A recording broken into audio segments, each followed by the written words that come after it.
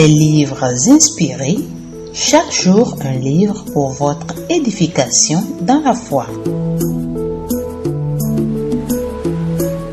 Bienvenue à tous, chers amis dans le Seigneur. Depuis quelques jours, nous sommes à l'école du Saint-Esprit avec le serviteur de Dieu Béni-Hinn, une autobiographie qui nous plonge dans un vécu exceptionnel. Malgré le refus des parents, Béni-Hinn continue sa marche avec le Seigneur. Désormais, il parle au Saint-Esprit comme on parle à un compagnon, à un ami. Il sentait sa présence partout où il allait. On pourrait dire que le Saint-Esprit et Béni-Hinn ne faisaient qu'un. Aujourd'hui, nous allons poursuivre dans cette merveilleuse histoire à partir du chapitre 5. Bonjour Saint-Esprit, un livre du pasteur Béni-Hinn, chapitre 5, page 115. Quelle voix entendez-vous? Béni, je veux que tu arrêtes de parler de Jésus dans cette maison. Est-ce que tu comprends? Je n'oublierai jamais cette voix courroucée de mon père qui avait été mis hors de lui lors de ma conversion.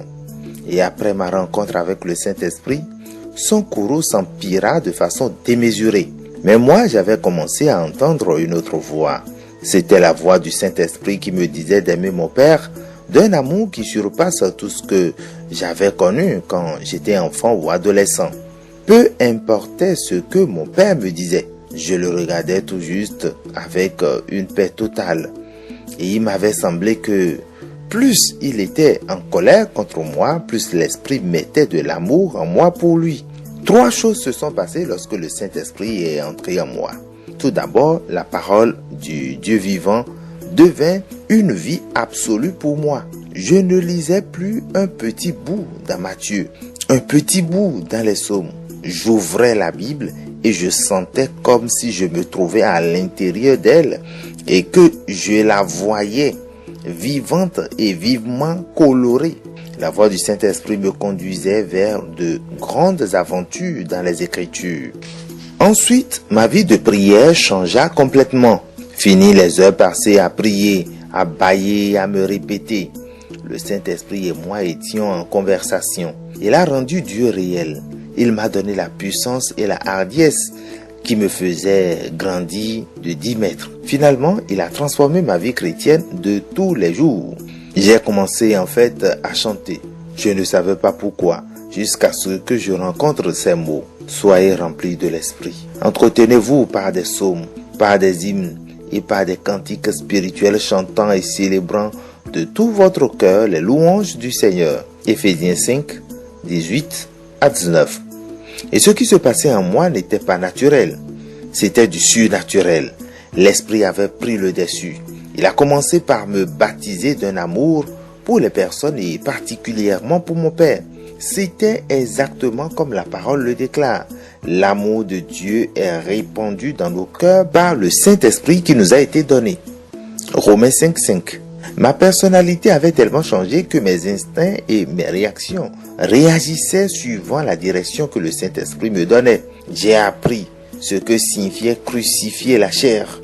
Je me suis rendu compte que je ne pouvais pas y arriver par moi-même. Si vous vivez selon la chair, vous mourrez. Mais si vous vivez par l'Esprit, vous faites mourir les actions du corps, vous vivrez. Car tous ceux qui sont conduits par l'Esprit sont fils de Dieu. Romains 8, 13 à 14. Sa voix. Comment êtes-vous conduit par l'Esprit? Vous vous familiarisez avec sa voix. Vous la reconnaissez. Vous êtes sensible à elle. Et plus vous avez la communion avec lui, plus votre relation s'approfondit. Au commencement. Dès le commencement des temps, il est évident que Dieu a créé la personne et la puissance du Saint-Esprit. En fait, le Saint-Esprit est la première manifestation de la Trinité dans les Écritures. L'Esprit de Dieu se mouvait au-dessus des eaux. Genèse 1, 2. Lorsque Dieu tira Adam de la poussière de la terre, il commença par former de la boue. Cette boue était absolument morte jusqu'à ce que le souffle de vie arrivât. La Bible dit que Dieu souffla dans les narines un souffle de vie et l'homme devint une âme vivante. Genèse 2, verset 7. Le souffle de vie, c'est le Saint-Esprit. Voici comment Job le décrit. L'Esprit de Dieu m'a créé et le souffle du Tout-Puissant m'anime. Job 33, verset 4. Adam devint vivant à partir du moment où Dieu lui insuffla le souffle de vie. Lorsque Adam ouvrit les yeux, le premier constat qu'il eut fut avec le Saint-Esprit, car c'est lui qui était le souffle qui circula dans le corps d'Adam et qui continua à le recouvrir. Adam se releva complètement rempli de la présence de Dieu. Les Écritures me disent que Dieu le Saint-Esprit était la puissance derrière la création. Son souffle donne au ciel la sérénité. Job 26, 13. Toutefois, ce qui est plus excitant, c'est de savoir que Dieu veut prendre ce même esprit pour nous le donner.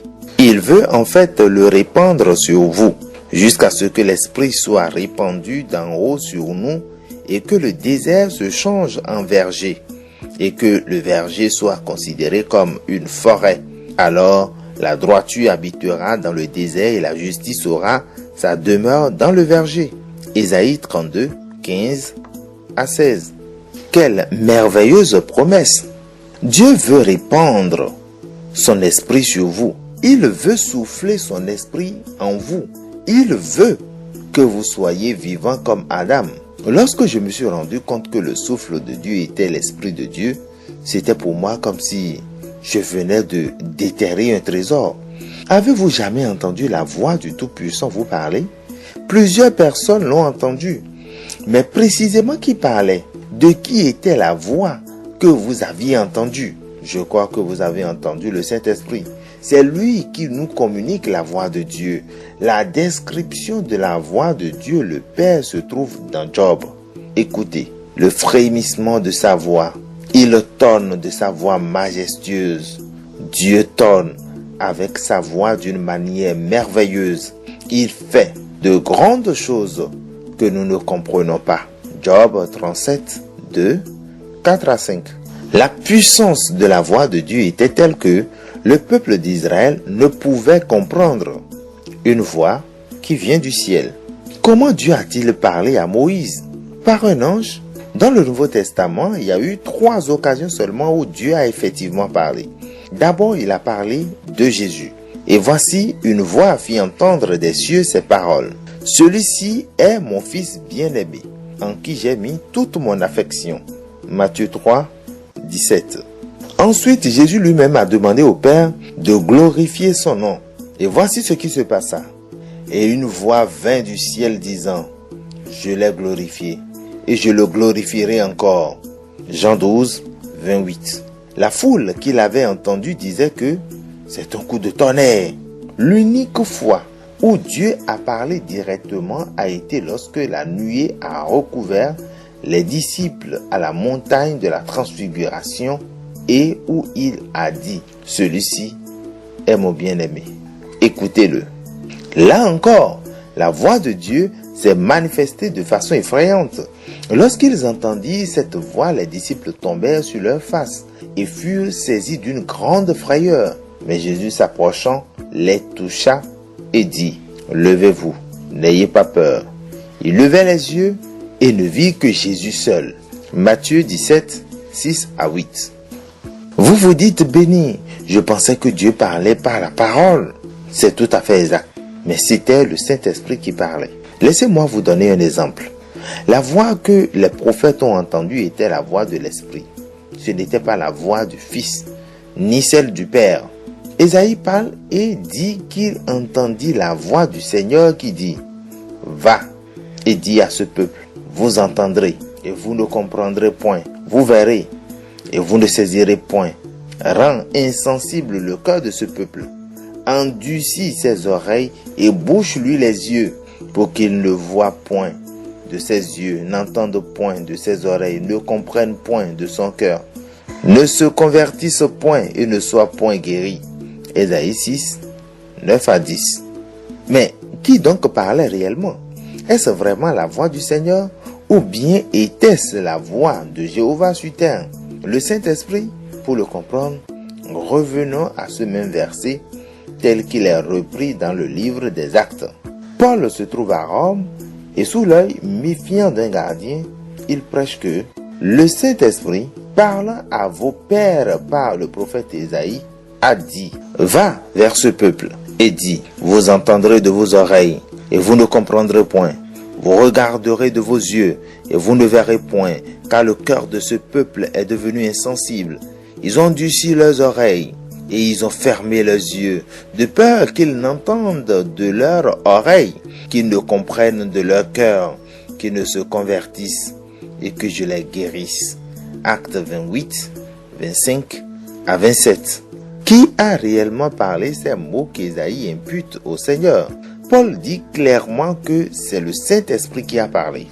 Souvenez-vous que le Nouveau Testament explique l'Ancien. Voici un autre exemple. Dans Jérémie, nous lisons: mais voici l'alliance que je ferai avec la maison d'Israël. Je mettrai ma loi au-dedans d'eux, je l'écrirai dans leur cœur, et je serai leur Dieu, et ils seront mon peuple. Jérémie 31, 33. Le prophète écrit: dit l'Éternel.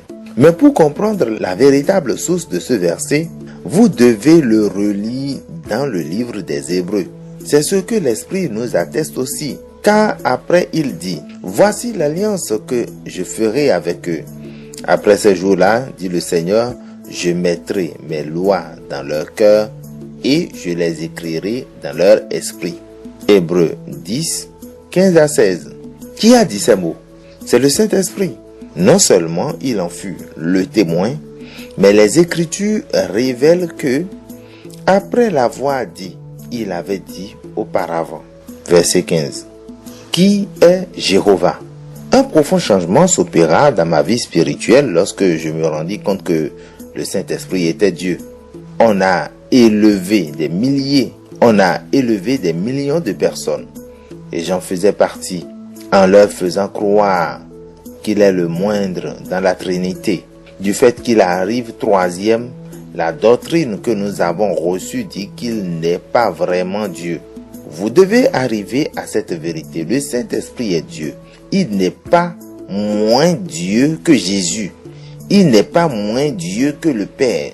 Il est autant Dieu que le Père et le Fils. Jéhovah est le nom de cet être tripartite. Et ce nom n'appartient pas à un seul. Le Père est appelé Jéhovah. Le Fils est appelé Jéhovah. Le Saint-Esprit est appelé Jéhovah. Quand Dieu le Père parle, il parle par la voix du Saint-Esprit. Lorsque Jésus a envoyé les 12, il a dit: ne vous inquiétez, ni de la manière dont vous parlerez, ni de ce que vous direz. Ce que vous aurez à dire vous sera donné à l'heure même, car ce n'est pas vous qui parlerez, c'est l'Esprit de votre Père qui parlera en vous. Matthieu 10, 19 à 20. Il est conseillé maintes fois encore dans Apocalypse que celui qui a des oreilles entende ce que l'Esprit dit. Apocalypse 2, 7, 11, 17. Quelle voix devrions-nous entendre? La voix du Saint-Esprit, bien sûr. Même Christ lui-même ne parle pas sans le Saint-Esprit. Dans les Actes, nous lisons qu'il fut envoyé au ciel après avoir donné ses ordres par le Saint-Esprit aux apôtres qu'il avait choisis. Acte 1, 2. Et dans le livre des Hébreux, nous apprenons qu'il s'est offert lui-même à Dieu par l'Esprit éternel. Hébreux 9, 14. Est-ce que cela commence à devenir clair en vous? C'est le Saint-Esprit qui communique le ciel dans votre cœur. Il est la voix du Père qui vous parle. Vous dites: bon, je sais, c'était Dieu qui me parlait. Bien sûr que c'était Dieu. C'était Dieu le Saint-Esprit. Disons-le autrement. C'est Dieu le Père, au travers de son Fils, qui parlait par l'Esprit. À partir de ce que vous avez déjà appris, vous pouvez imaginer ce qui aurait pu se passer si jamais Dieu le Père vous avait parlé de façon audible. Vous n'auriez pas pu le supporter. Je doute fort que vous soyez même préparé à entendre la voix de Jésus. Elle est décrite comme le bruit des grandes eaux. Apocalypse 1, 15. Lorsque Jean l'a entendu, il est tombé à ses pieds. Verset 17. Comme mort. Le Saint-Esprit cependant prend la voix du Père et du Fils et la rend calme, agréable et parfaitement claire. Ma vie a changé dès le moment où j'ai réalisé que le Saint-Esprit était Dieu et j'ai commencé à le louer et à le traiter comme Dieu. Je n'ai plus jamais considéré le Saint-Esprit comme étant le moindre d'entre eux, le plus faible, ou comme un être enveloppé dans la brume et se tenant dans un coin. Dieu le Père et Dieu le Fils n'étaient plus les seuls à recevoir toute mon adoration. Laissez-moi vous dire encore une fois, le Saint-Esprit est Dieu, égal en majesté, puissance, gloire et éternité. Il est Dieu. Qu'est-ce que Jésus disait du Saint-Esprit? Il a dit que quand il viendra, il ne parlera pas de lui-même, mais il dira tout ce qu'il aura entendu. Jean 16, 13. Qu'est-ce qu'il entend? Le précieux Saint-Esprit écoute le Père. Ensuite, il vous parle directement. Mais lorsqu'il parle, il ne dit pas « le Père dit ». Il dit « je dis ». Pourquoi? Parce que le Père, le Fils et le Saint-Esprit agissent toujours en harmonie, comme le soleil dans le ciel. Il est si facile de limiter la divinité ou de la diviser d'une façon qui n'est pas biblique. De jeunes chrétiens demandent souvent comment Dieu peut-il être un et trois en même temps. Dieu est un, mais Dieu est trois. Le Père, le Fils et le Saint-Esprit. Et lorsque ce livre s'attarde sur le Saint-Esprit, je fais expressément cependant une nette distinction sur les trois afin de vous montrer cet être composé de trois personnes. Dieu est comme le soleil dans le ciel. Si vous regardez à son éclat, vous ne voyez qu'un soleil. En vérité, cependant, il y a trois soleils qui maintiennent notre planète en vie. Il y a trois éléments distincts, le soleil, la lumière et la chaleur. C'est la même chose avec la Trinité. Le Père est comme le soleil en entier, Jésus, c'est la lumière et le Saint-Esprit est la chaleur que nous ressentons. Lorsque vous vous tenez dans la présence du Père, que ressentez-vous? La chaleur, l'énergie et la puissance du Saint-Esprit. Si vous regardez Dieu en face, que voyez-vous? Celui qui m'a vu a vu le Père. Jésus l'a dit à Philippe, Jean 14, 9. Je suis tout excité lorsque je pense au moment où j'irai au ciel.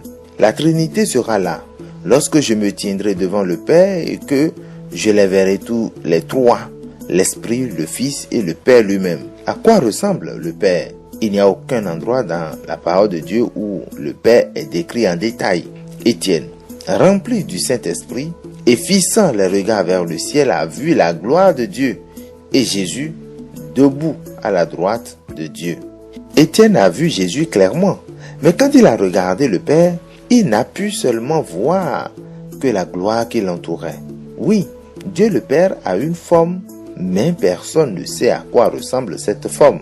Philippiens 2, 6. La parole dit personne n'a jamais vu Dieu. Jean 1, 18. Mais le Fils est venu pour le révéler. Si vous regardez de près ce que Christ a dit, vous comprendrez quelle est la place de l'Esprit dans la Trinité. Jésus a dit, nul ne vient au Père que par moi. Jean 14, 6. Et les Écritures nous enseignent que c'est le Saint-Esprit qui nous attire à Christ. En d'autres mots, vous devez d'abord avoir le Saint-Esprit si vous voulez posséder la Trinité. Quand vous embrassez le Saint-Esprit, vous embrassez en même temps le Père et le Fils. Je n'oublierai jamais le jour où le Saint-Esprit m'a révélé que sa seigneurie à lui est égale à celle de Jésus. Il m'a montré dans les Écritures l'endroit où on l'appelle Seigneur. Paul, écrivant à l'église de Corinthe, a dit « Or, le Seigneur, c'est l'Esprit. Et là où est l'Esprit du Seigneur, là est la vérité. » 2 Corinthiens 3, 17. C'est vrai, nous confessons tous que Jésus est Seigneur. Mais c'est la même chose pour le Saint-Esprit. Il est l'Esprit de Jésus. Le Saint-Esprit est omniprésent, mais malheureusement la liberté et l'indépendance ne se trouvent pas partout. Quelques églises ressemblent beaucoup plus à des prisons hostiles qu'à une maison de louange. Pourquoi? parce que l'Esprit n'est pas Seigneur dans cette congrégation. N'oubliez jamais ceci, le Seigneur c'est l'Esprit.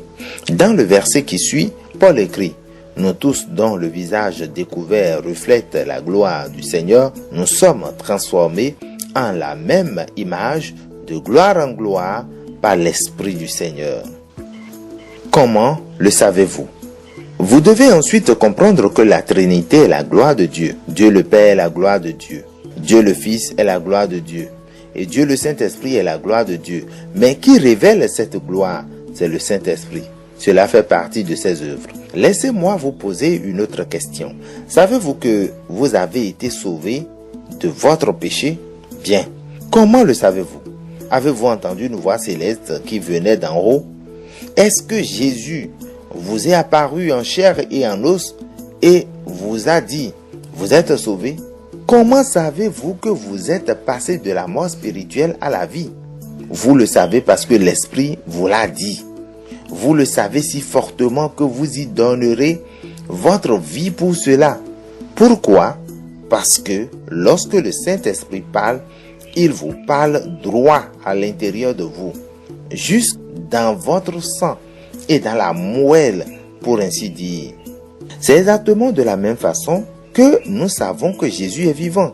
Non parce que nous avons vu son visage, mais nous savons qu'il est vivant par son esprit. Et ce même esprit est la troisième personne de la Trinité. Quelqu'un m'a récemment demandé, Béni, comment savez-vous que vous êtes sauvé?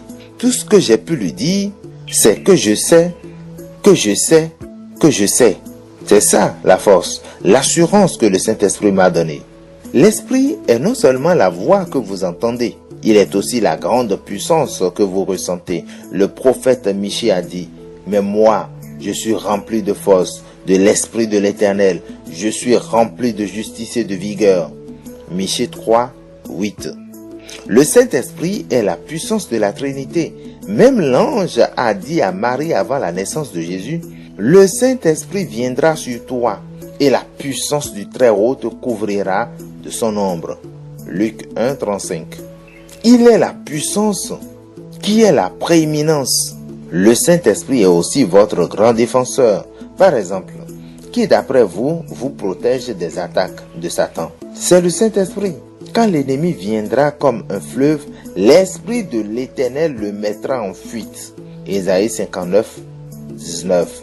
Quand on lit ce verset familier, on arrive à la conclusion que l'ennemi arrive comme un fleuve. Mais j'ai une bonne nouvelle pour vous. Le fleuve, c'est le Saint-Esprit. Ce n'est pas le diable. Vous voyez en hébreu, il n'y a pas de virgule. Mais le traducteur du roi Jacques a mis une virgule après le mot fleuve. Cela a rendu le mot ennemi plus puissant qu'il ne l'est en fait. Le véritable sens en hébreu dit que lorsque l'ennemi viendra comme un fleuve, l'Esprit le mettra en fuite. Et c'est sur cette bonne nouvelle, cette promesse du Seigneur que nous allons donc mettre un terme à ce numéro de Bonjour Saint-Esprit, un livre autobiographique du pasteur Benny Hinn. Nous vous remercions de nous avoir suivis. À très bientôt pour un autre numéro.